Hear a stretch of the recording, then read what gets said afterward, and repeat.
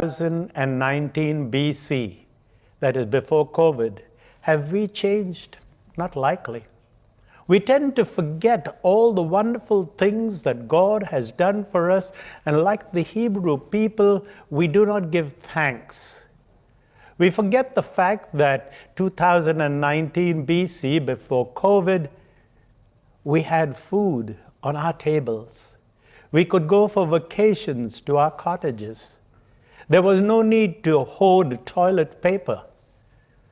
We could have whatever fashion we wanted. Nike, Easy, Red October shoes, Gucci bags, and other fashionable clothes that we could wear. We had money to spend. We had oodles of time to be with our friends, to spend the weekends together. Thank God it's Friday, TGIF. But the moment the virus came and it brought us to our knees, when it brought the whole world to a stop, we started complaining. When we had everything we wanted, food, clothes, a roof over our head, did we thank God? No. But the moment something happens, we turn to God and say, why are you doing this to us? Just like the Hebrew people in the wilderness. What did we do wrong? The Hebrew people said, we kept the Torah, we kept the traditions, we listened and we spread the blood on our lintels. And now why are you doing this to us? We say the same thing. I've gone for Mass on Sundays, I've said the Rosary every day, I've done my breviary, I've prayed the Divine Mercy. Why are you giving us this virus? Whenever there's tornadoes and hurricanes and floods and famines, fire in the wilderness, we complain. And yet, this pandemic has been a blessing in so many ways. We have had the wisdom, the knowledge, and the understanding that we are no longer in control. There is one God. We have the wisdom and knowledge and understanding that that God is not me.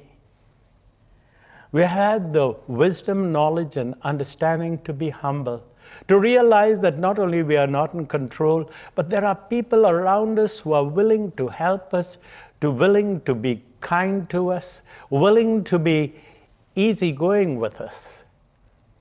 We have had the ability to be generous in such a way that we have accepted the help of others and we have reached out.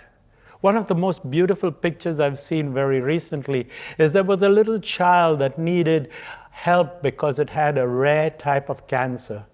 And in the middle of the rain, there were 5,000 people standing or waiting in line to see whether they had what it required for this little child. Jesus knew what was the people were hungry. He fed them.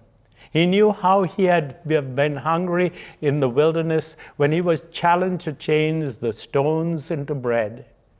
And so now that they had received the spiritual nourishment, he would deal with their physical hunger. And he would call Peter, come, walk on the waters. And he's calling you and me to do the same thing. And he says to us, be not afraid. God bless you all. Join me now as we pray together.